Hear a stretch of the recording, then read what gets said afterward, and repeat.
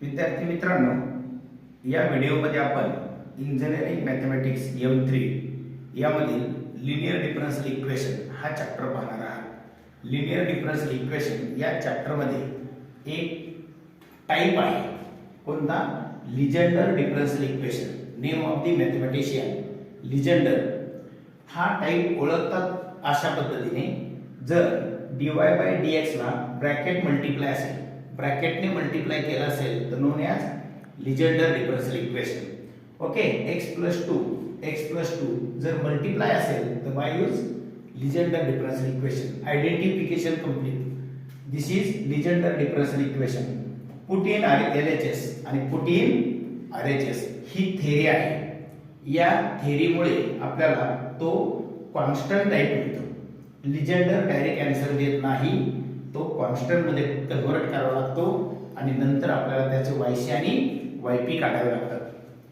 Convert करण्यासाठी Lysander convert to constant, याच्यासाठी ही प्रोसिजर आहे। Put in LHS, put in RHS। Left hand साइडला एक सिंगल ब्रॅकेट आणि सिंगल डी, 1D ब्रॅकेटचा square d square d * d - 1। Okay, त्याच वेळेस राईट हँड साइडला काही असो, याच्याकडे पाहून आपण लिहित नाही, ही थेरी कंपल्सरी लिहायची। x + 2 जो ब्रॅकेट आहे तो ब्रॅकेट e = z, याच्यातून x e = z - 2 आणि z = log of x + 2। ही दोन थेरी आपल्याकडे रेडी पाहिजे, परफेक्ट पाहिजे, तर आपल्याला कन्वर्ट इनटू कॉन्स्टंट मध्ये जाता येते। हे दोन्ही थेरी याच्यात पुट केलं, लेफ्ट हँड साइड मध्ये पुट, राईट हँड साइड मध्ये पुट। सिंगल x म्हणजे e = z - 2 सिम्प्लिफाय केल्यानंतर हे एक्झाम्पल मिळालं।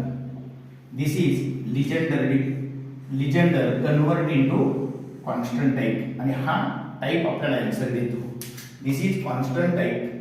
To find YC auxiliary equation, left hand side select, find out roots 1 1, roots are real and same तो repeated.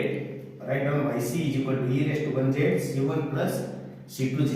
Next find YP1 मध्ये याची first term select करायची, e⁻z, मग e⁻z आणि by use e⁻x method. Write down formula YP e⁻z by use d = a = 1 put केल्यानंतर answer येतं 0, final answer infinity, known as case fail.